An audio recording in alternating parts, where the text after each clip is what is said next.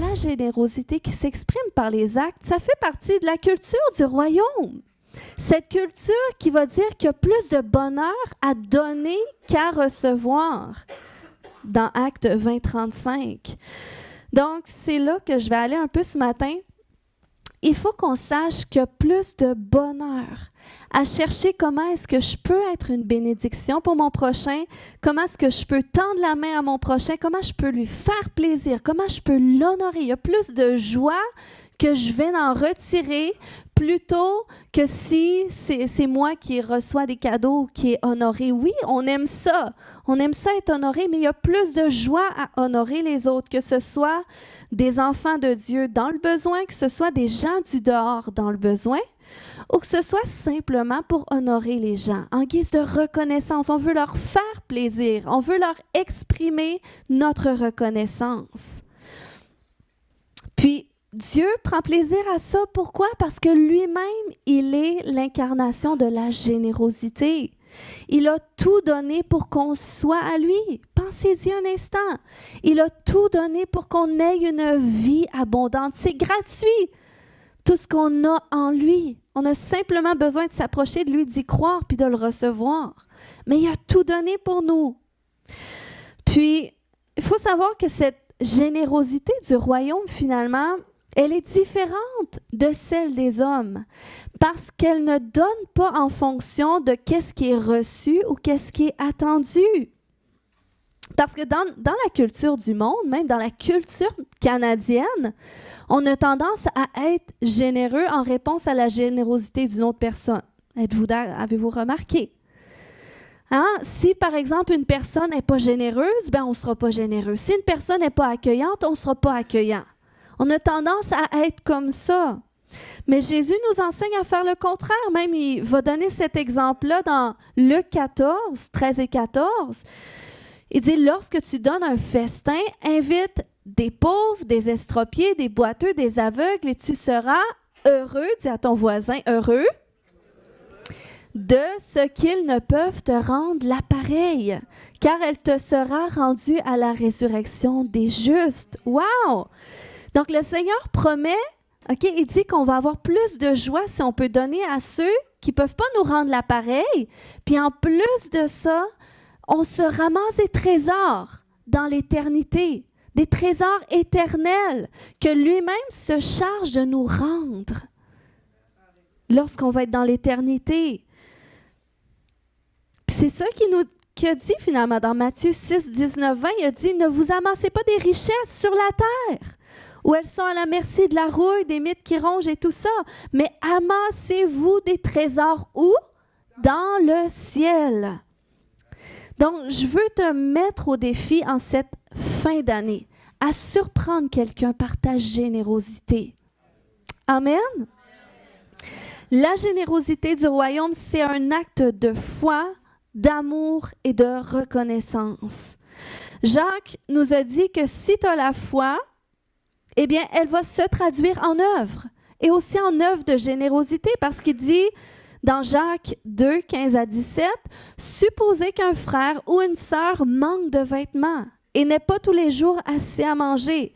Et voilà que l'un de vous leur dit, « Au revoir, mes amis, portez-vous bien, restez au chaud, bon appétit. » Mais sans leur donner de quoi à pourvoir aux besoins de leur corps, à quoi cela sert-il? Il en est ainsi de la foi. Si elle reste seule, sans se traduire en acte, elle est morte. Donc, si tu as la foi en Dieu, tu devrais tendre la main à ton prochain qui est dans le besoin. Les apôtres, ils prêchaient la parole de Dieu. Le royaume de Dieu se manifestait avec puissance. Les vies étaient transformées, les saints étaient équipés. Mais il y a une chose, par exemple, il disait, il ne faut pas oublier les pauvres, il ne faut pas oublier ceux qui sont dans le besoin. Et c'était une culture qu'eux observaient, mais que les communautés de croyants observaient aussi. Ils ramassaient quotidiennement de l'argent, des ressources, des biens à donner à ceux qui sont dans le besoin. C'est pour ça que dans Hébreux 13, 16, il a dit « N'oubliez pas la bienfaisance et la libéralité, car c'est à de tels sacrifices que Dieu prend plaisir. Et la libéralité, c'est la disposition à donner généreusement. Peux-tu dire à ton voisin, donne généreusement? La version parole vivante nous dit, n'oubliez pas de pratiquer le bien et de vous entraider réciproquement en faisant part de vos ressources à d'autres, car c'est à de tels sacrifices que Dieu prend plaisir. Donc, la générosité. J'ai rencontré une dame lorsque j'ai fait ce voyage-là en Égypte, puis elle est à une église à Montréal, puis elle a un organisme où est-ce qu'il donne des repas à des familles dans le besoin, puis il donne toutes sortes de choses aussi. Puis, ça a commencé au début, ça fait quand même quelques années que ça existe. Elle, ça fait, je pense, depuis 2018 qu'elle a joint cet organisme-là. Puis, au début, il nourrissait seulement 300 familles par semaine, qui est quand même déjà beaucoup. Mais aujourd'hui, ils nourrissent 1400 familles par semaine. Puis, elle m'a raconté comment est-ce que Dieu l'a conduit au travers de tout ça. C'est une dame qu'à la base, elle était douée dans l'administration, dans les entreprises, les affaires. Mais à un moment donné, elle était rendue à cet endroit de dire, Seigneur, si tu ne m'utilises pas pour ton royaume, pour les gens qui sont dans le besoin, parce qu'elle se rendait compte, qu'est-ce qu'elle fait? Ça y rapporte rien. Ça lui apporte rien. Donc, elle a fait cette prière à Dieu. Elle a dit, si, Seigneur, tu ne m'ouvres pas une porte pour que je puisse aider les gens dans le besoin, viens me chercher. Elle était aussi radicale que ça. Puis Dieu, finalement, il a ouvert la porte. Elle a joint cet organisme. J'ai mis une photo à l'écran, si vous voulez aller voir sur Internet aussi. Mais cette dame-là, elle s'est jointe à cet organisme qui a changé de nom Provision communautaire et elle a mis ses dons et ses talents au service du royaume de Dieu. Puis, elle a tellement vu la main de Dieu. Eux, leur approche, c'est vraiment d'aimer les gens. Dans le fond, ils ne s'afficheront pas comme chrétiens, comme à ceux qui vont donner des commandites et tout ça. Mais, par exemple, ces chrétiens, les bénévoles sont des chrétiens, puis eux, leur approche, c'est d'aimer les gens. Puis quand Dieu ouvre une porte, il témoigne l'Évangile. Donc, il y a des familles qui vont venir se chercher des provisions, comme eux, ils vont se déplacer dans les rues aussi. Puis, ils ont vu tellement d'itinérants venir à l'Église, se faire baptiser, accepter Jésus, être guéris. Ils voient des miracles extraordinaires. Puis, vous savez, cet organisme-là fait un chiffre d'affaires de 5 millions par année. C'est juste pour vous dire comment la faveur de Dieu, elle est tombée par une femme qui a dit, je suis prête à tout donner pour mon prochain. Eh bien, Dieu a entendu ça et il avait mis en elle des capacités qu'elle a abandonnées à Dieu. Et comment est-ce que Dieu bénit en retour? C'est juste extraordinaire. Et là, ils sont en train de s'étendre pour qu'il y ait des banques alimentaires à différents endroits dans le monde entier. C'est juste pour vous dire comment Dieu ouvre les portes lorsqu'on est prêt à donner à notre prochain. Lorsqu'on a ce cœur généreux. Et moi, ça m'a énormément touchée, en tout cas son histoire qu'elle m'a partagée. Puis, je veux vous inviter, OK, à avoir à cœur cette générosité du royaume. Parce que quand tu entends des témoignages comme ça, tu vois vraiment que l'or et l'argent appartiennent à Dieu. Mais tu vois en même temps que ce sont des richesses qui sont protégées et sont gardées pour ceux que Dieu sait qu'ils vont les redistribuer. Amen. Donc, je veux vous inviter ce matin, élargissez votre cœur à votre prochain si vous avez la foi. Amen. Jean a dit que si tu as l'amour, elle va se traduire en générosité. 1 Jean 3, 17, 18. Si quelqu'un qui possède du bien en ce monde voit son frère dans le besoin et lui ferme son cœur, l'amour de Dieu n'est pas présent en lui. Mes enfants, que notre amour ne se limite pas à des discours et à de belles paroles, mais qu'il manifeste sa réalité par des actes. Amen. Je veux qu'on voit ça dans notre culture, même ici au Lac-Saint-Jean. Ça manque de voir l'Église qui se mobilise dans la communauté pour répondre aux besoins. Et ça prend des cœurs qui sont élargis, qui sont tournés vers leur prochain. On veut être bénis pour nous, mais Dieu veut nous bénir pour qu'on déverse. Amen. Ensuite, la générosité, maintes fois dans la parole de Dieu. Des cadeaux, des dons ont été faits pour bénir des hommes de Dieu en guise de reconnaissance à Dieu et de reconnaissance que Dieu est avec eux. Regardons l'exemple de Melchisédek, qui était un roi et un sacrificateur. Un jour, il est venu et il a béni simplement Abraham. Et en guise d'honneur à Abraham, il a donné sa dîme, il a donné 1/10 de son butin à cet homme-là qui venait de le bénir. Regardez dans Genèse 14, 18 à 20, ça dit « Melchisédek, roi de Salem, fit apporter du pain et du vin. Il était sacrificateur du Dieu Très-Haut. Il bénit Abraham et dit « Béni soit Abraham par le Dieu Très-Haut, maître du ciel et de la terre. Béni soit le Dieu Très-Haut qui a livré tes ennemis entre tes mains. » Il venait de le rencontrer, mais il a déclaré ça sur sa vie. Et Abraham lui donna la dîme de tout. Et qu'est-ce qui est intéressant, c'est que les théologiens disent que le fait que Abraham lui a donné la dîme de tout ce qu'il avait, c'est parce que suite à ces paroles-là que Melchisédek lui a données, Abraham a reconnu que Dieu était avec lui. Donc, parce qu'il a reconnu que Dieu était avec lui, il l'a honoré en lui donnant sa dîme de tout. OK? C'est ce qu'on peut voir aussi avec la reine de Saba. Elle a donné généreusement à Salomon. Pourquoi? Parce qu'elle a reconnu que Dieu était avec lui. Elle était seulement allée chercher un conseil auprès de lui et elle a constaté sa sagesse extraordinaire, mais aussi la main de Dieu sur sa vie. Dans 1 Roi 10, 9 et 10, ça nous dit « Béni soit l'Éternel, ton Dieu, qui t'a témoigné sa faveur en te plaçant sur le trône d'Israël. C'est à cause de son amour éternel pour Israël que l'Éternel t'a établi roi pour que tu gouvernes avec justice et équité. » Ensuite, la reine fit cadeau au roi de 3,5 tonnes d'or. Vous savez, aujourd'hui, ça représente des milliers de dollars. Donc, elle a fait à cette époque-là ce cadeau-là. Ensuite, une très grande quantité de parfums et d'épices, de pierres précieuses. En fait, il n'arriva plus jamais une aussi grande quantité de parfums. Vous voyez la générosité qu'elle a manifestée simplement parce que cette femme, elle a reconnu Dieu est avec lui. Et je veux honorer Dieu au travers de sa vie.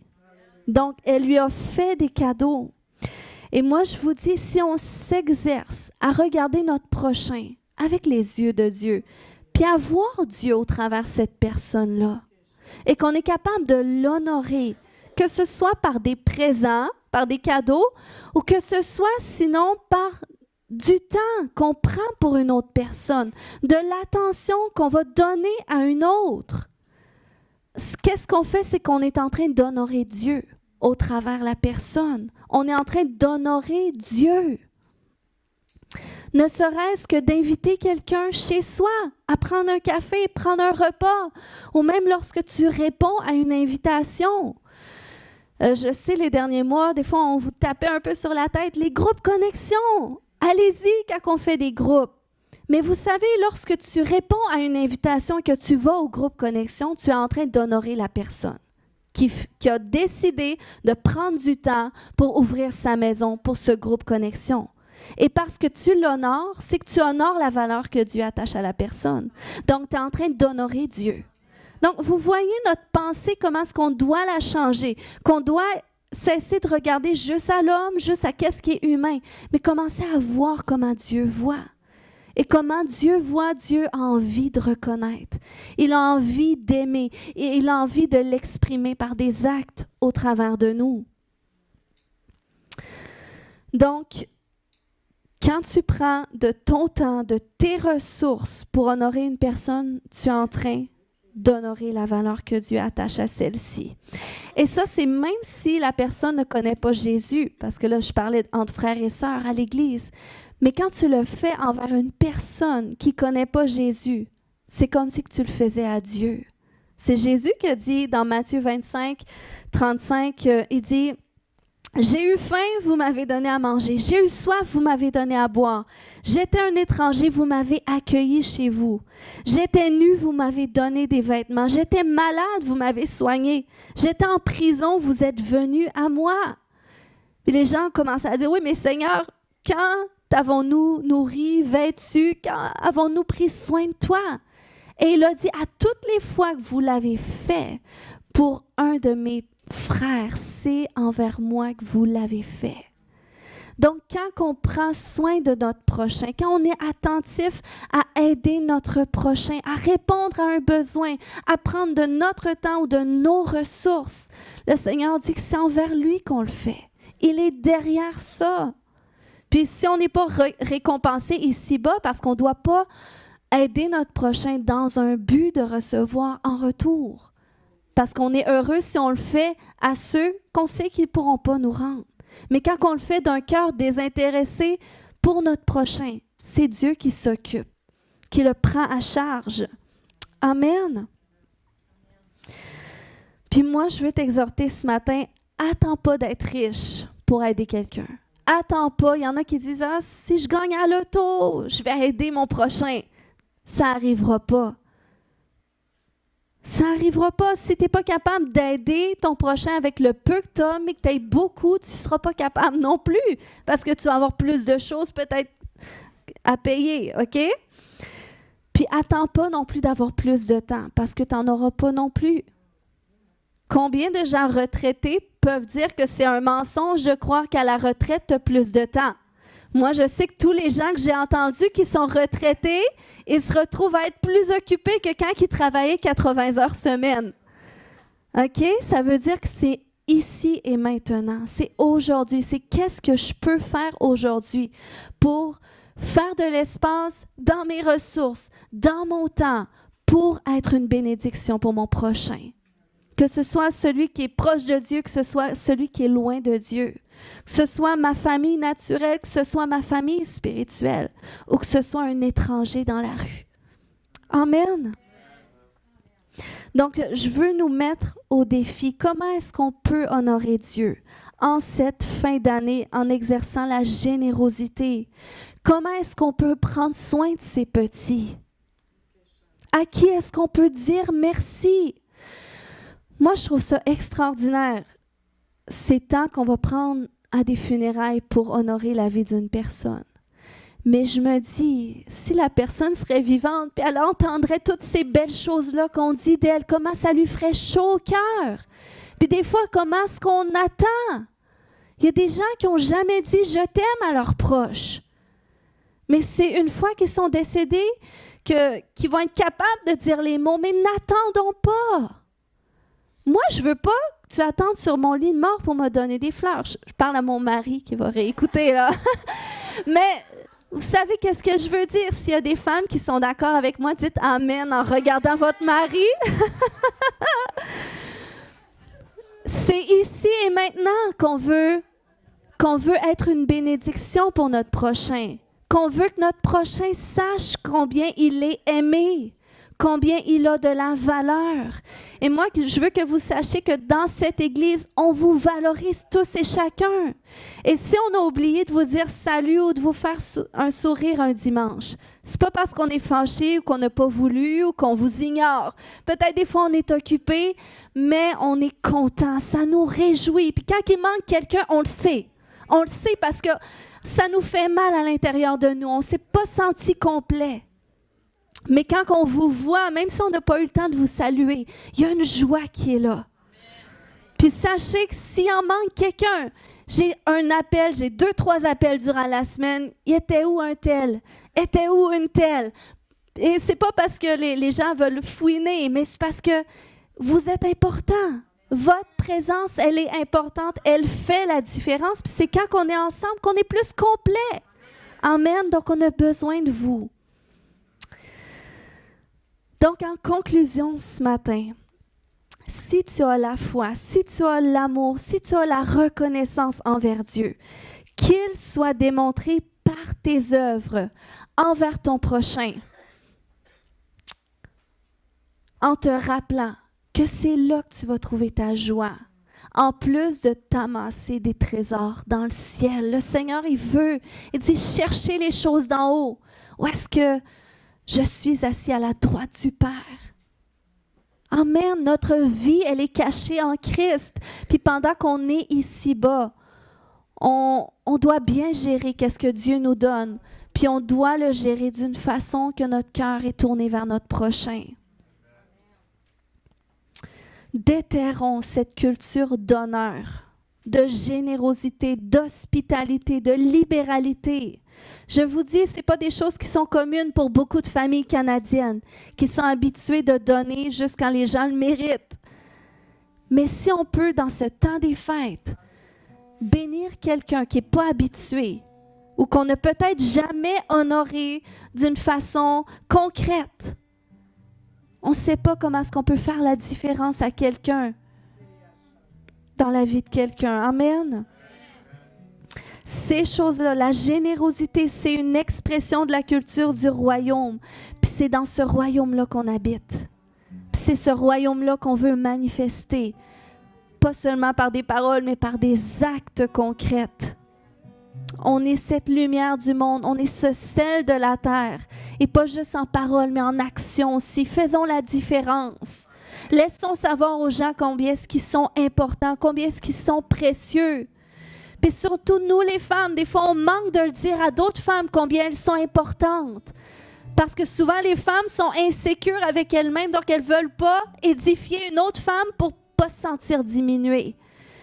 Mais toutes les femmes vivent les mêmes insécurités. Donc, ça prend juste quelqu'un qui brise ça puis qui dit « Hey, sais-tu combien toi, tu fais la différence?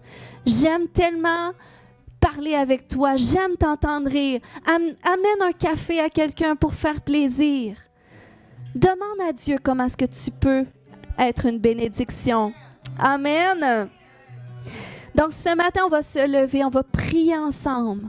Puis on va demander au Saint-Esprit de nous montrer, d'élargir nos cœurs dans un premier temps. Alléluia, oui Seigneur. Puis ce matin, si tu dois te repentir, si tu réalises, c'est vrai que j'étais peut-être un peu trop centrée sur moi, c'est vrai que j'ai manqué beaucoup d'opportunités pour aider mon prochain, pour tendre la main, pour l'honorer. Mais Seigneur, je me repens pour ça aujourd'hui. Je me repens pour mon manque d'honneur aujourd'hui. Je me repens, Seigneur, pour toutes les fois où est-ce que j'aurais pu tendre la main à quelqu'un et je ne l'ai pas fait. Je me repens pour toutes les opportunités que j'ai manquées. Mais Seigneur, aujourd'hui, je reconnais l'importance d'ouvrir mon cœur à mon prochain, l'importance de tendre la main, l'importance de bénir mon prochain. Et je te prie au nom de Jésus, je te prie d'élargir mon cœur maintenant, élargis le cœur de mon frère, de ma sœur ici ce matin. Alléluia, élargis-le envers notre prochain. Et Seigneur, ouvre les yeux de notre cœur aujourd'hui afin qu'on voit notre prochain comme tu le vois. Afin qu'on voit, Seigneur, comment est-ce qu'on peut être une bénédiction pour lui. Comment est-ce qu'on peut faire la différence dans la vie de quelqu'un. Seigneur, on ne veut pas laisser personne seul, Papa. On ne veut pas laisser personne, Seigneur, dans la noirceur, mais on veut leur communiquer cette lumière. Et Père, tu nous montres comment le faire dans ces temps de fin d'année. Tu nous montres comment être une bénédiction. Alléluia, oui Seigneur, tu nous donnes le don de générosité. Oh Papa, libère le don de générosité ce matin. Oh, on brise toute association avec l'égoïsme, avec l'égocentrisme, avec la peur du manque, avec mammon dans le nom de Jésus. Oh, avec tout esprit et mentalité de pauvreté, on brise toute association ce matin. Et Seigneur, ce matin, on s'aligne avec la mentalité du royaume, qui est une mentalité prospère, qui est une mentalité de multiplication, qui est une mentalité de semence et de récolte. Alléluia. Et si on ne récolte pas ici-bas, on va récolter dans le ciel. Donc oui, Seigneur, je dis oui. Je dis oui, je veux être une bénédiction pour mon prochain. Alléluia. Alléluia. Kaya shorokomata. Koya shokomayante. Remakataya shoto. Merci Jésus. Merci Jésus. Merci Jésus. Alléluia. Alléluia. Alléluia. Nous déclarons que nous tendrons la main. Nous tendrons la main à l'indigent. Nous tendrons la main à la veuve, à l'orphelin, à ceux qui sont dans le besoin que tu mets sur notre chemin, Père. Oh, je libère la sagesse du royaume ce matin. La sagesse d'en haut qui nous montre comment le faire. Alléluia.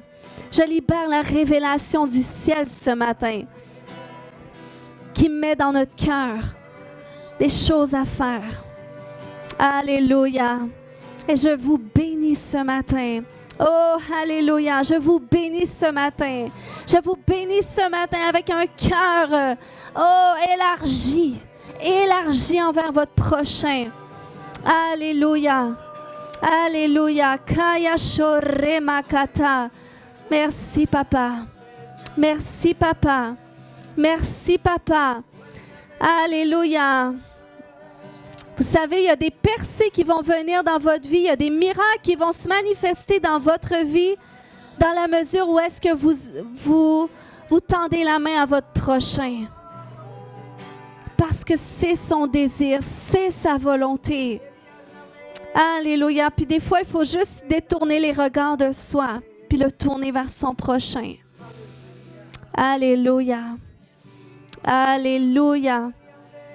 Alléluia. Si tu peux dire à ta voisine ou à ton voisin, si tu es un homme, si tu peux le dire à un homme, si tu es une femme, tu peux le dire à une femme, juste lui dire combien tu es béni, qu'elle soit là, combien tu es béni de le connaître, tu es béni de la connaître, combien est-ce qu'elle est une bénédiction pour toi, combien est-ce qu'elle fait la différence à l'Église, alléluia, dans ta famille. Merci Jésus. Kaya shorokomata. Kaya shoto. Merci Jésus. Kaya shoto. Alléluia. Durant qu'on était dans la louange ce matin, je ressentais que le Seigneur voulait guérir quelqu'un dans son genou. Est-ce que quelqu'un qui a une douleur dans le genou? Je me souviens plus si c'était le genou gauche ou droit. Martin, le caméraman, ça prendrait quelqu'un derrière la caméra. On va prier pour toi. Viens devant.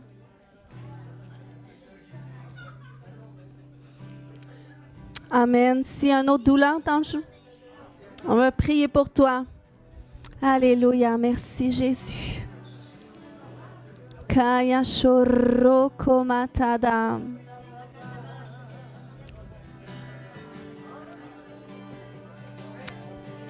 Amen. Allez, allez maman. Allez, mets ta main.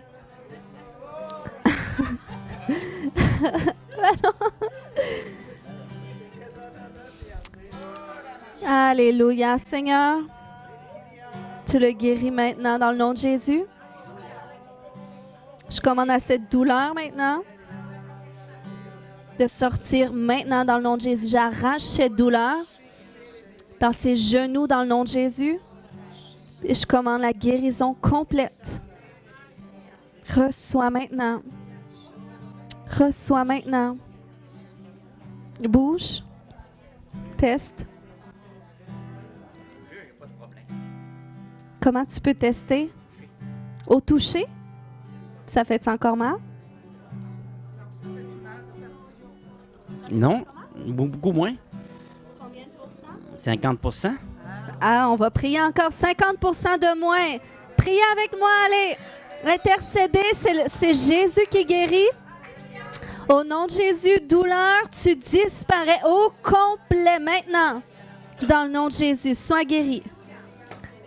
Alléluia, merci Jésus. Bouge-le. Ben, touche.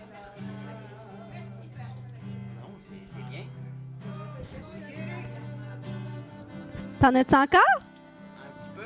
Combien de pourcents? Là, je suis à 70%. 70. Allez, prions encore dans le nom de Jésus. Alléluia. Alléluia. On libère la guérison complète. Au complet.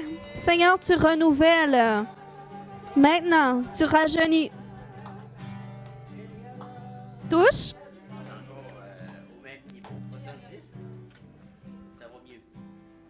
Amen.